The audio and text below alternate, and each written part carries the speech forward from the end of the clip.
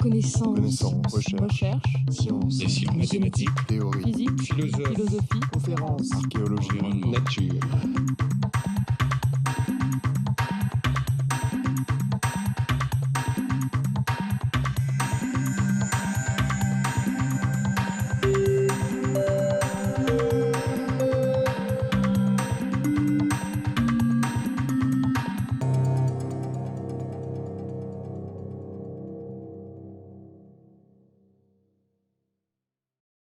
Bien, bonjour à tous. La semaine dernière, nous faisions la synthèse de ce que les philosophes de l'Europe des Lumières ont retenu de la médiation jésuite et de ce qu'ils ont exploité de la Chine et plus particulièrement du Confucius des jésuites. Nous avions souligné que, à quelques exceptions près, celle de Leibniz notamment, ce sont des représentations de la Chine et non pas la Chine elle-même qui suscite l'intérêt des élites européennes. Au fond, la Chine, prise comme entité essentialisée, lointaine et abstraite, n'est invoquée qu'à titre de prétexte, qu'à titre d'argument pour ou contre dans des débats déjà en cours. Et nous nous étions à ce propos étonnés que cette utilisation de la Chine comme l'autre, avec un grand A, que ce soit en positif ou en négatif, connaissent encore aujourd'hui, c'est-à-dire 3 siècles plus tard, un succès médiatique considérable et jamais démenti. Je cite à ce sujet notre très savant collègue Michel Cartier, C-A-R-T-I-E-R, directeur d'études à l'École des hautes études en sciences sociales, l'EHESS. Michel Cartier dit ceci: il est permis de se demander si toutes ces images, il est en train de parler donc de l'Europe des Lumières, si toutes ces images se réfèrent bien à une Chine réelle ou si nos auteurs ne sont pas avant tout occupés à construire des représentations à l'usage de l'Occident, au point qu'on peut se demander si la Chine n'a pas été depuis toujours utilisée comme un simple prétexte pour fabriquer au choix une utopie ou le symbole de l'altérité. Et Lionel Jensen, donc ce sinologue américain, dont nous avons mentionné plusieurs fois l'ouvrage au demeurant assez controversé, qui s'intitule Manufacturing Confucianism, donc fabriquer le confucianisme. Lionel Jensen donc défend pour sa part la thèse selon laquelle les jésuites auraient inventé de manière concomitante et en vis-à-vis, d'un côté donc la figure du maître du ciel, Tianzhu, qui est une manière sinisée de désigner le Dieu unique des chrétiens, donc le maître du ciel qui s'adresse aux Chinois, et en face, donc en vis-à-vis, la figure de Confucius, qui, elle, est une version latinisée donc du Philosophus Sinarum, donc du philosophe des Chinois, figure qui, elle, s'adresse aux Européens. Donc, selon Jensen, les jésuites auraient par là même inventé la figure de l'altérité dans cet effet de mise en miroir, de miroir croisé. Et Confucius deviendrait de ce fait l'emblème de la Chine comme autre de l'Europe christianisée, donc soit positivement, en incarnant donc le philosophe des Chinois pour certains, soit négativement, en incarnant donc le sage païen sans Dieu ni foi. Et il est encore une fois curieux de constater que ce genre de poncif est loin d'être mort. Et je vous renvoie à ce propos à l'article de Frédéric Keck, ça s'écrit K-E-C-K, dans un numéro récent de la revue Esprit. C'est un numéro de février 2009. Le numéro s'intitule « L'universel dans un monde post-occidental » et l'article de Frédéric Keck est intitulé « Une querelle sinologique et ses implications », à propos du contre François Julien de Jean-François Bilter.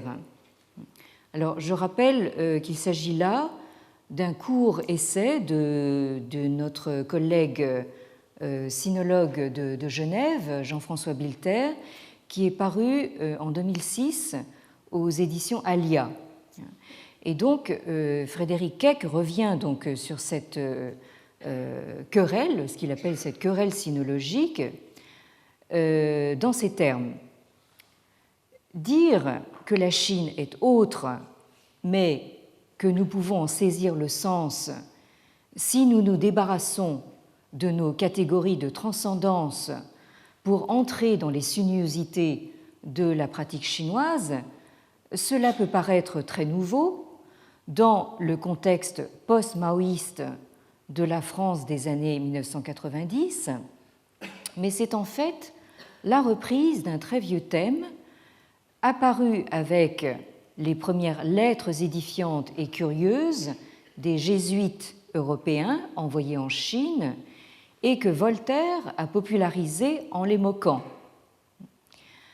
Que la Chine, continue Frédéric Keck, que la Chine ignore le concept d'un Dieu transcendant, mais que toutes ses pratiques soient imprégnées d'un esprit de régulation, et là il reprend un terme cher à François Julien, c'est ce qui avait provoqué l'admiration à la fois des jésuites et de Voltaire. Les premiers, c'est-à-dire les jésuites, parce qu'ils y voyaient la base d'une conversion aisée de l'empereur au christianisme, entre parenthèses, il ne leur manquait plus que le concept de Dieu pour harmoniser leur conception du monde, et le second, c'est-à-dire Voltaire, parce qu'il y voyait la possibilité d'une société ordonnée sans Dieu ni prêtre, sous la direction d'un empereur éclairé. Fin de citation. Alors, ces dernières semaines, nous avons retracé dans ces grandes lignes la formation justement de cette représentation de la Chine comme l'autre par excellence dans la pensée des Lumières.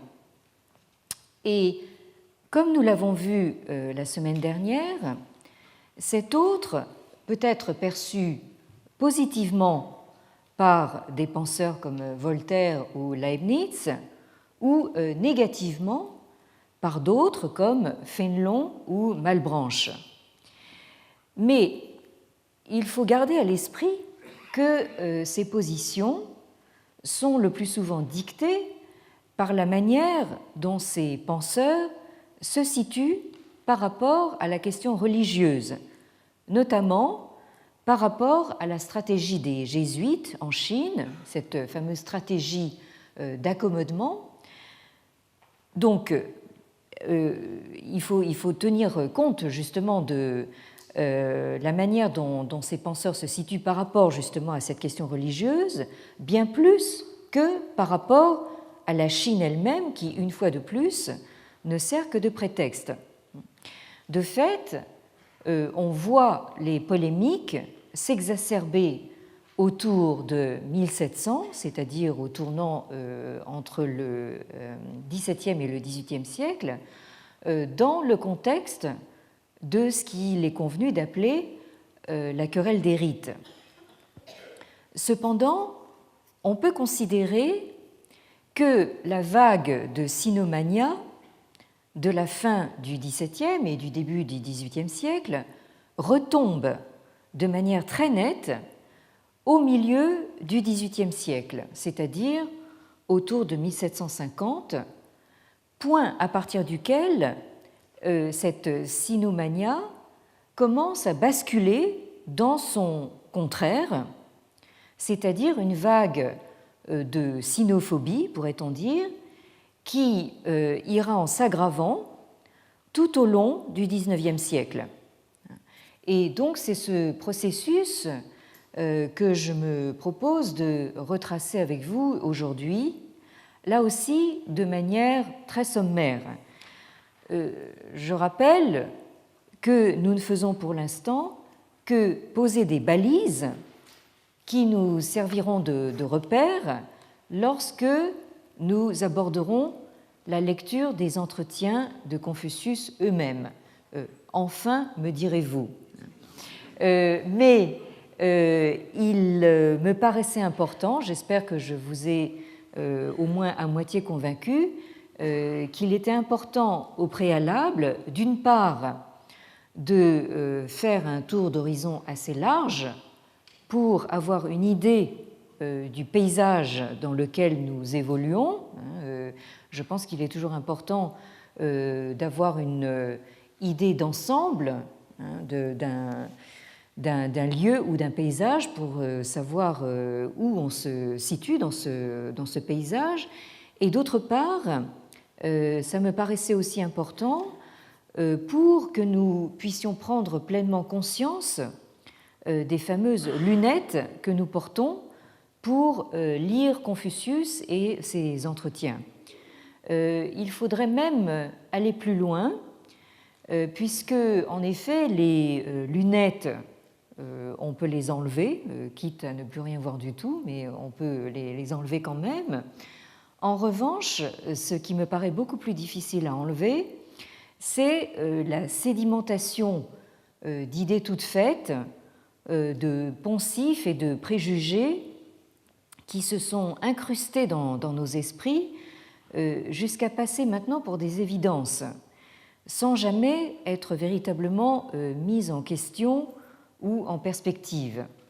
Et à ce titre, montrer que chacune de nos conceptions et même chacune de nos catégories, même celles qui semblent les plus profondément enracinées, donc montrer que chacune de ces conceptions ou catégories a une histoire, c'est, me semble-t-il, contribuer à la replacer dans un questionnement critique. Donc, d'où ces espèces de, de cercles, d'abord très larges et ensuite de plus en plus resserrés que je fais en tournant donc autour du pot. Mais rassurez-vous, nous allons y arriver au pot.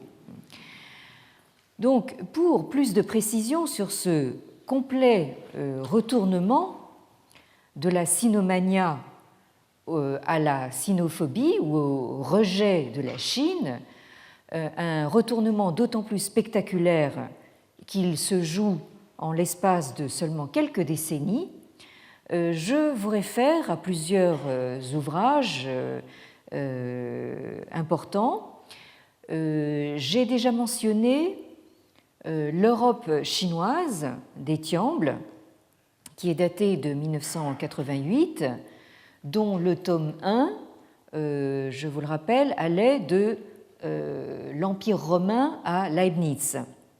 Et le tome 2 s'intitule de manière tout à fait significative « De la sinophilie à la sinophobie ».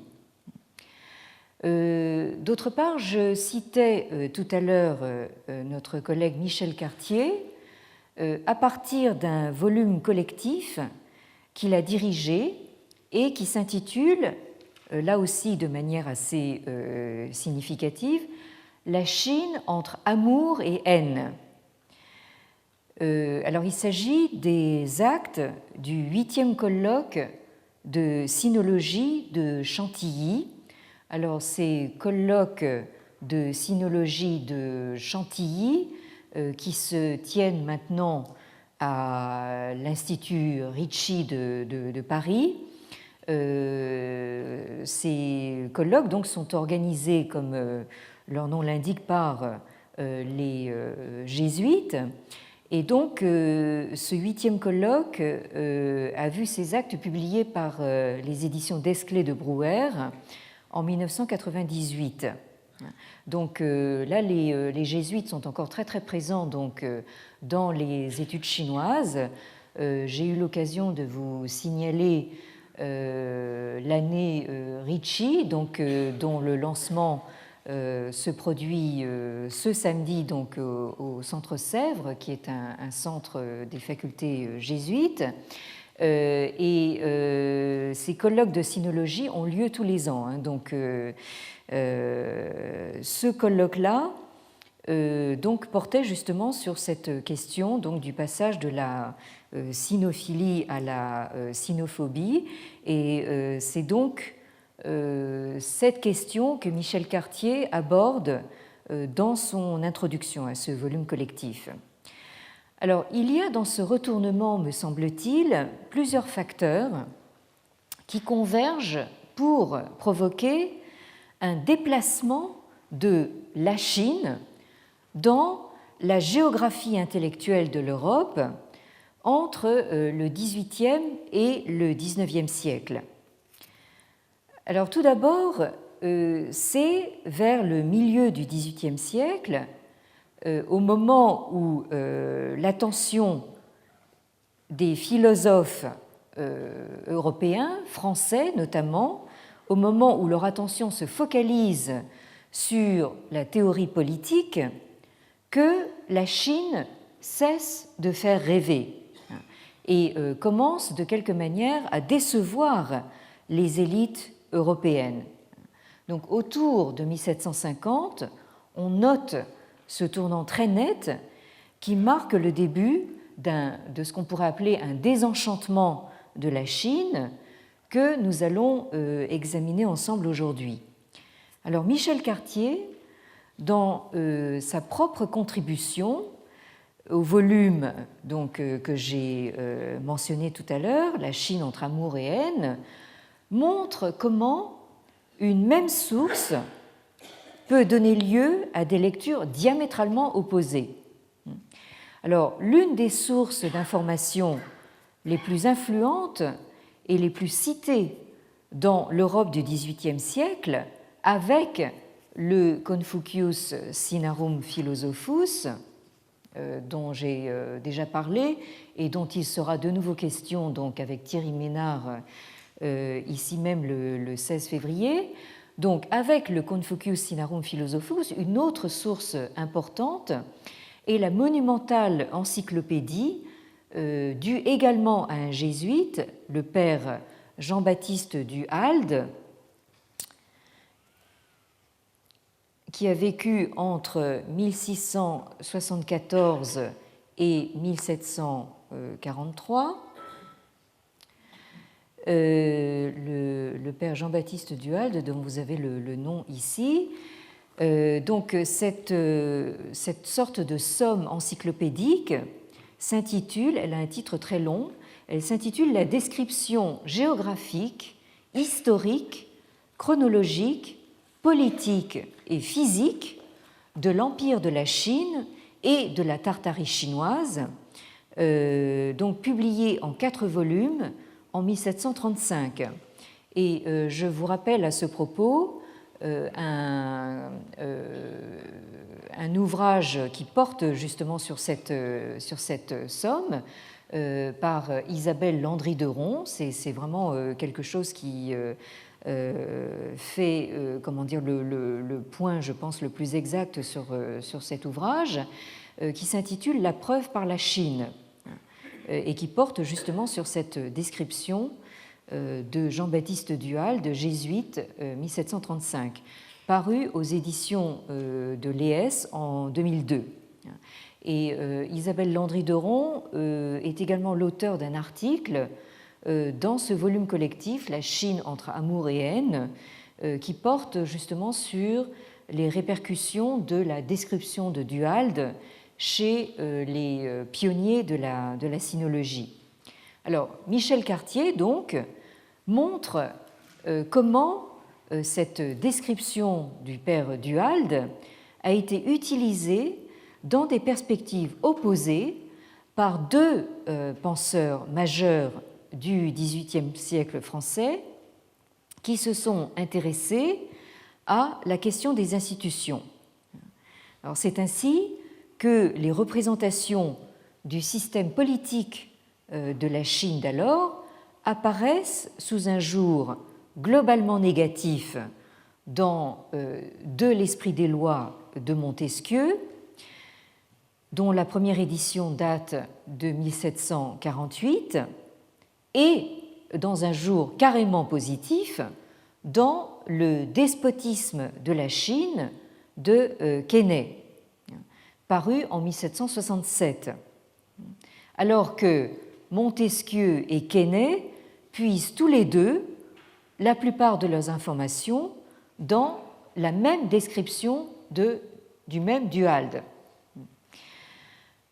Alors, comme le note Michel Cartier, on a surtout retenu de l'Esprit des lois de Montesquieu le fameux chapitre 21 du livre 8 qui conclut de manière péremptoire au caractère despotique de l'Empire chinois. Or, de toute évidence, Montesquieu s'est sérieusement documenté et a lu très attentivement ses sources, notamment donc la description de Duhalde, à laquelle il fait des références explicites et précises. Il semblerait, au demeurant, que ce soit à Duhalde qu'il doit son idée justement de despotisme chinois. C'est en effet dans le volume 2 de la description de Duhalde qu'il est écrit, je cite, « de sorte qu'on peut dire que le gouvernement chinois ne subsiste guère que par l'exercice du bâton ». Et dans justement ce chapitre 21 du livre 8, Montesquieu commence en disant ceci, il s'agit du chapitre conclusif du livre 8 de l'Esprit des lois, qui s'intitule « De l'Empire de la Chine ». Et Montesquieu écrit ceci: « Avant de finir ce livre, je répondrai à une objection qu'on peut faire sur tout ce que j'ai dit jusqu'ici. Nos missionnaires nous parlent du vaste empire de la Chine comme d'un gouvernement admirable qui mêle ensemble dans son principe la crainte, l'honneur et la vertu. J'ai donc posé une distinction vaine lorsque j'ai établi les principes des trois gouvernements. J'ignore ce que c'est que cet honneur dont on parle chez des peuples à qui on ne fait rien faire qu'à coups de bâton. » Donc là, nous avons l'image donc assez tranchée donc d'un peuple soumis donc par le bâton. Alors évidemment, ce n'est pas justement faire tout à fait justice à l'information donc de Montesquieu qui est, comme je l'ai dit, en réalité très soigneuse. Alors sans vouloir entrer dans le détail, tout en restant conscient de la complexité du problème, on se contentera pour l'instant de constater que Montesquieu semble éprouver une certaine difficulté à faire entrer ce qu'il perçoit de l'organisation politique chinoise dans les catégories traditionnelles héritées des Grecs, à savoir donc aristocratie, monarchie, démocratie. Alors, dans l'esprit des lois, et là, le court début du chapitre 21 du livre 8 que je viens de lire y fait allusion. Donc, dans l'esprit des lois, les républiques sont en principe régies par la vertu, les monarchies par le sentiment de l'honneur et les régimes despotiques par la crainte. Or, Montesquieu ne sait pas trop, apparemment, si l'Empire chinois est à ranger parmi les régimes monarchiques ou les régimes despotiques. Alors, il est intéressant de noter à cet égard que Montesquieu se montre sensible à la distinction ethnique, pour ne pas dire raciale, entre les Chinois et les Tartares mandchous, qui, je vous le rappelle, ont conquis le pouvoir impérial en 1644, c'est-à-dire donc un siècle avant la parution de l'Esprit des lois.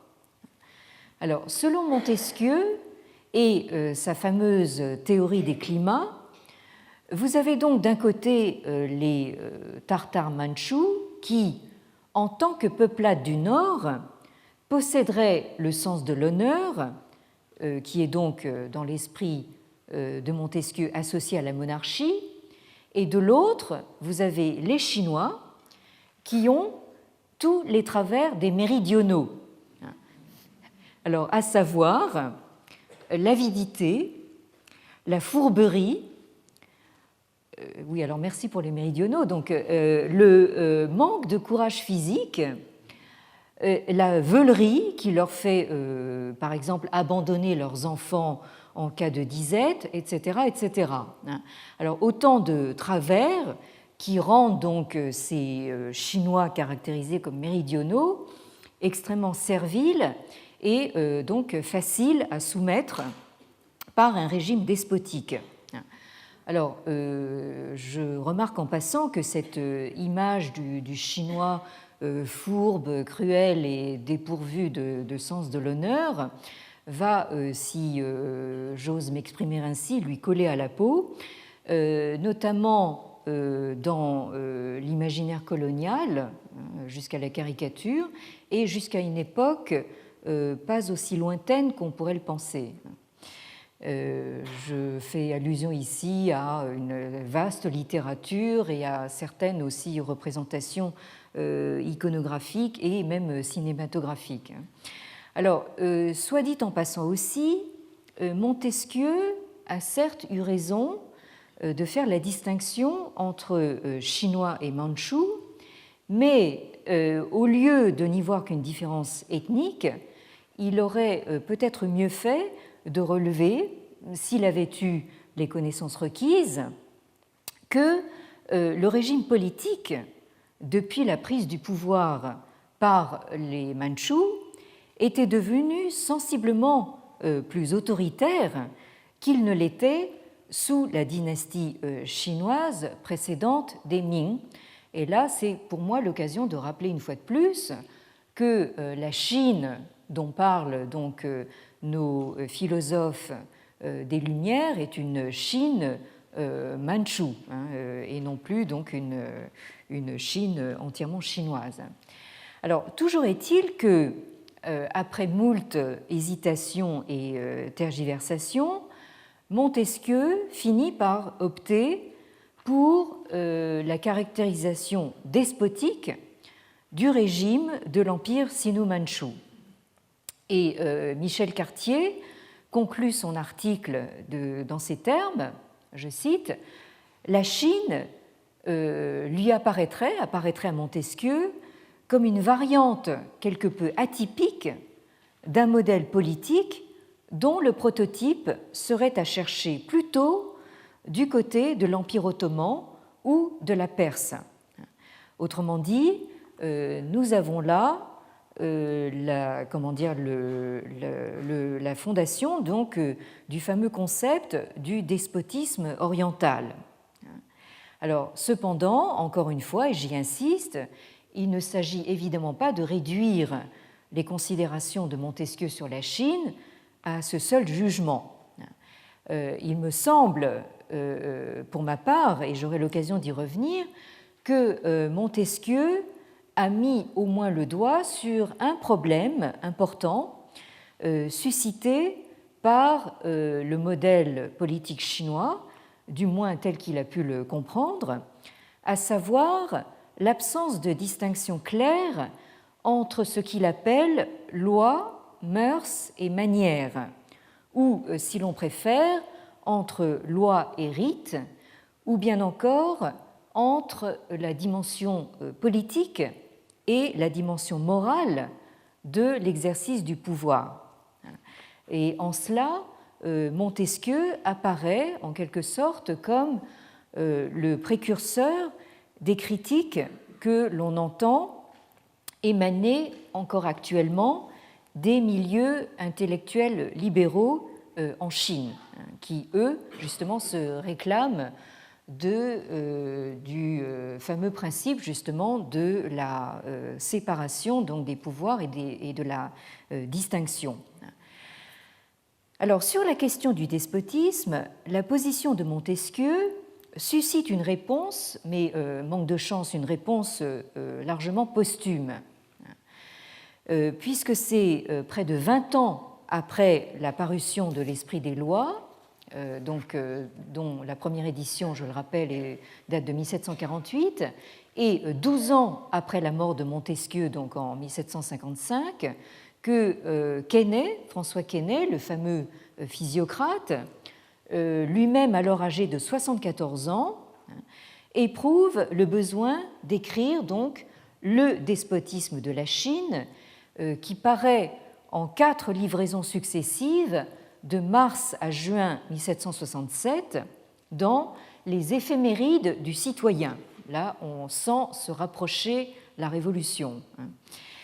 Alors, on peut s'interroger sur le pourquoi de cette réponse tardive par un homme qui est déjà âgé, et qui, c'est une réponse qui en plus intervient de surcroît à un moment où la sinomania est sérieusement retombée. Alors, Quesnay, dans Le despotisme de la Chine, expose de manière lui aussi très documentée et argumentée l'idéal de, entre guillemets, despotisme éclairé, même si l'expression ne figure pas sous sa plume dans cet écrit, despotisme éclairé qui serait incarné, selon Quesnay, par la Chine de son époque. Donc, il s'agit d'un idéal de monarchie laïque soumise à la seule loi naturelle. Nous retrouvons ici donc cette fameuse notion de loi naturelle dont nous avons déjà parlé précédemment. Alors, comme le remarque Michel Cartier, c'est comme si Quesnay avait voulu se persuader que son idéal existait réellement quelque part à l'autre bout du monde connu, un peu à la manière, je l'ajoute, c'est une parenthèse que j'ajoute, ça n'est pas de Michel Cartier, un peu à la manière des maoïstes des années 1970, qui ont réussi à se persuader que leur idéal politique s'était réalisé dans la Chine de la révolution culturelle. Je referme la parenthèse. Alors, que le despotisme soit oriental ou éclairé, il s'agit dans tous les cas d'un autre mythe qui vient se substituer au mythe de la Chine philosophique, qui avait fait fureur pendant la première moitié du XVIIIe siècle.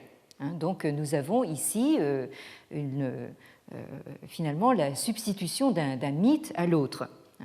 Alors, cette caractérisation de la Chine comme despotique fera qu'après la révolution de 1789, plus personne en Europe n'aura l'idée de se référer à la Chine comme modèle.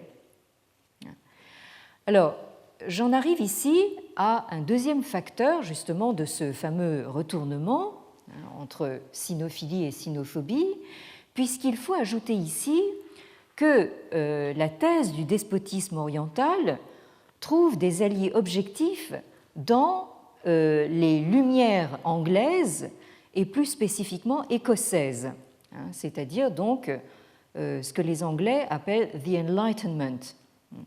Alors, je remarque juste au passage que la notion de lumière ne revêt pas une signification uniforme, hein, selon qu'on parle des Lumières françaises, de l'Enlightenment anglais ou écossais, ou de l'Aufklärung allemande. Hein. Donc là, nous avons un phénomène qui est très diversifié à travers l'Europe. Hein. Là, je n'ai pas le temps de m'y étendre, mais disons que nous avons ici une sorte de paysage très varié donc, de l'Europe des Lumières, hein, dans laquelle donc, se déplace notre Chine. Hein. Alors, dans la première moitié du XVIIIe siècle, il se trouve encore des Anglais, hein, à peu près aussi sinophiles que notre Voltaire national. On citera en exemple quelqu'un qui s'appelle Eustace Budgell, qui est né en 1686, hein, ce qui en fait donc effectivement un contemporain de Voltaire, un personnage à la vie extrêmement agitée, tellement agité qu'il finit par se suicider en 1737 en se jetant dans la Tamise sous le London Bridge, hein, sous le pont de Londres. Donc, personnage haut en couleur, qui écrivait ceci en 1731. Et là, vous allez voir qu'il y a une petite pointe à l'égard des Français. The great, alors je vous la lis d'abord en version originale. Donc, the great point in which all authors who have wrote of the Chinese do generally agree that they excel all other people in is the art of government. Donc, le point important sur lequel tous les auteurs qui ont écrit sur les Chinois convergent, s'accordent, le point sur lequel ils sont d'accord que les Chinois donc, ont surpassé les autres peuples, c'est donc l'art de gouverner. Alors je continue à citer Budgell. Donc, even the French are obliged to own ingenuously that the Chinese do excel all other nations in the art of government and can never sufficiently admire those political maxims collected, methodized and commented upon by the great Confucius. Donc, même les Français sont obligés donc de convenir en toute franchise que les Chinois sont effectivement supérieurs à toutes les autres nations pour ce qui est de l'art de gouverner, hein, et même ces Français donc, ne peuvent admirer suffisamment les maximes politiques qui ont été collectées, mises en ordre et commentées par le grand Confucius. Donc là, nous avons un Anglais, donc de l'Enlightenment anglais, donc qui est tout à fait en accord avec donc ses congénères français, hein, donc avec cette petite pique à l'égard des Français. Même les Français sont obligés d'en convenir. Mais comme le note toujours Michel Cartier, donc la vision idéalisée des jésuites est contrée dès le milieu du XVIIIe siècle, non seulement par les adversaires des jésuites et par les penseurs politiques, comme on vient de le voir, mais aussi par des témoignages d'origine anglaise qui relatent des aspects beaucoup moins flatteurs. Vous avez d'abord, en 1748, un ouvrage qui est immédiatement traduit en français l'année suivante et qui s'intitule Voyage Round the World, in 1740 to 1744, c'est-à-dire donc un voyage, alors là c'est un faux ami, les faux amis, fameux faux amis anglais, ça ne veut pas dire un voyage, c'est en général une expédition donc par mer, hein. Donc l'expédition donc autour du monde de 1740 à 1744 du Commodore George Anson, ça s'écrit A-N-S-O-N, et qui porte un premier coup de boutoir justement dans la Chine idéalisée des jésuites. Et il est tout à fait intéressant justement de constater que Montesquieu, dans le chapitre 21 du livre 8 dont je vous lisais le début tout à l'heure, fait référence justement au témoignage de ce navigateur anglais, hein, en disant que les Anglais nous apprennent que la Chine n'est pas aussi idéale que voudraient nous le faire croire les jésuites. Et il dit en particulier que les commerçants anglais ont été en butte au brigandage des mandarins. Autrement dit, les mandarins s'en mettent plein les poches au passage. Donc là, les Anglais n'ont pas manqué effectivement de relever cette pratique de la corruption donc, dans les rangs de la bureaucratie impériale. Bien. Alors ensuite, vous avez dans les années plus tard, dans les années 1790, alors que la tourmente révolutionnaire française est passée, un autre témoignage, là aussi d'origine anglaise, qui s'intitule An Historical Account of the Embassy to the Emperor of China, c'est-à-dire un rapport historique sur l'ambassade auprès de l'empereur de Chine, dont le premier tome paraît en français donc en l'an 4 de la Convention, c'est-à-dire en 1795, sous le titre Relations de voyage du Lord Macartney, puisque c'est de lui qu'il s'agit, donc de voyage à la Chine dans les années 1792, 93 et 94. Et c'est un ouvrage qui a été réédité donc aux éditions Aubier en 1978. Alors, vous avez ici donc ces témoignages anglais qui, eux, sont beaucoup plus lucides et beaucoup plus réalistes, évidemment, que ceux des jésuites, puisque eux ne sont pas, évidemment, commandés par une politique de conversion.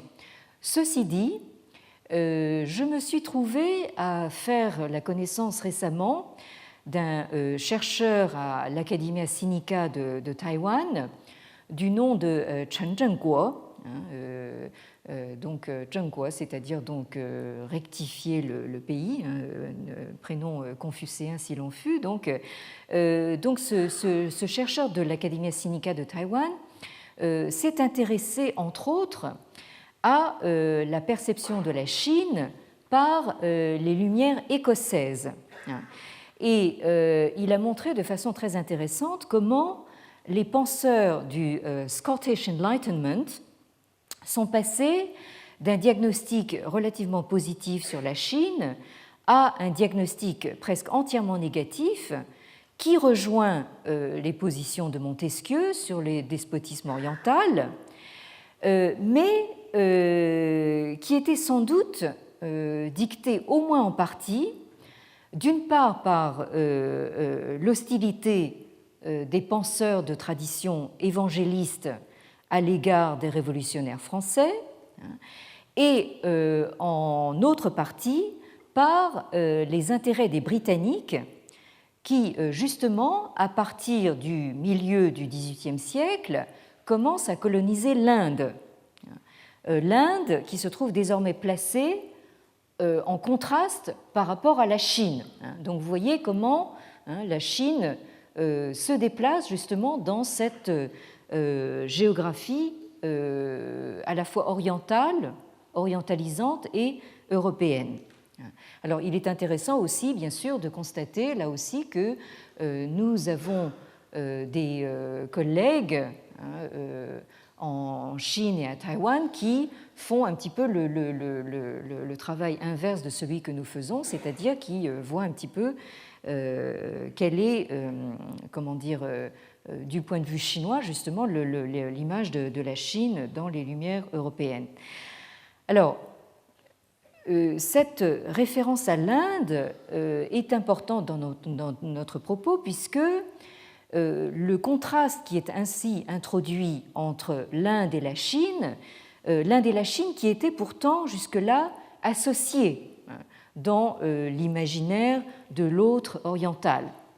Alors, ce contraste est le propos central d'un livre qui s'intitule « L'Orient au miroir de la philosophie », La Chine et l'Inde, de la philosophie des Lumières au romantisme allemand. Alors, il s'agit d'une anthologie de textes qui ont été choisis et présentés par Marc Crépon. Alors, ça s'écrit C-R-E-P-O-N. Une anthologie qui est parue aux presses Pocket en 1993. Alors, Marc Crépon se place sur un terrain résolument philosophique pour passer en revue diverses manières dont les philosophes européens se sont d'abord mis avec enthousiasme à utiliser la Chine dans leur dispositif d'argumentation et comment, presque aussi brusquement, ils s'en sont désintéressés. Marc Crépon montre à ce propos comment s'est opéré un glissement de la sinomania à une indomania, à un engouement pour l'Inde qui, elle, ne s'est pas vue assigner le même rôle que la Chine par les esprits des Lumières, étant donné que sa société dite de caste interdisait d'y voir un modèle sociopolitique. Donc là, vous aviez une sorte de répartition du travail entre l'Inde et la Chine. Alors, à la Chine était dévolu donc le mythe de la Chine philosophique, tandis que l'Inde, dont l'histoire remonte comme celle de la Chine à une très haute antiquité, s'est vue assigner donc le questionnement sur les origines. Alors les origines des civilisations, les origines des peuples, des mythes, des langues, donc un questionnement sur les origines. Alors, et là, nous voyons entrer donc dans notre champ de vision justement donc sur justement ce nouvel engouement pour l'Inde, nous voyons entrer à la fois l'Angleterre et l'Allemagne, puisque dès 1784 est créée la Asiatic Society, c'est-à-dire donc la Société asiatique à Calcutta, animée par des sanskritistes britanniques dont vous avez les noms ici. William Jones, Charles Wilkins ou Henry Thomas Colebrook, sanskritistes britanniques qui jouent un rôle de médiation en quelque sorte comparable à celui des missionnaires jésuites, au moins pour ce qui est donc du travail de traduction qu'ils ont fait de grands textes sacrés, comme la très fameuse Bhagavad Gita. Alors, ces traductions vont alimenter, là je passe très très vite, mais simplement pour vous introduire le paysage, donc ces traductions vont alimenter une indomania romantique qui touche avant tout les penseurs et écrivains allemands, qui sont eux en quête d'un retour à la pureté des origines.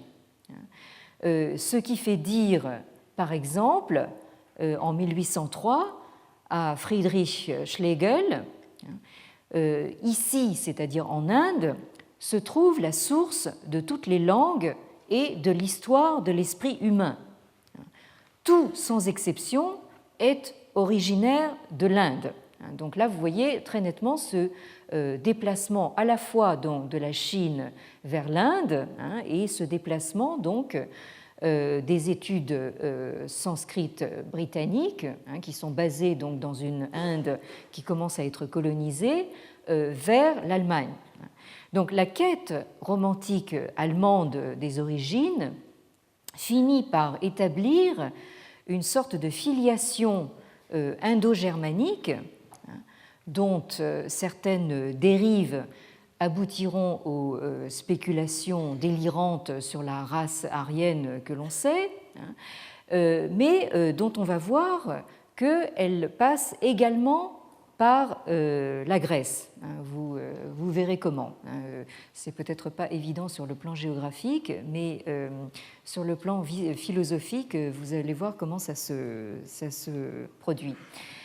Alors, cette quête européenne des origines, et là j'en arrive à un quatrième facteur, cette quête européenne des origines qui donc se dessine plus nettement dans la culture allemande, est concomitante d'une volonté de définir la spécificité européenne en termes philosophiques et non plus religieux.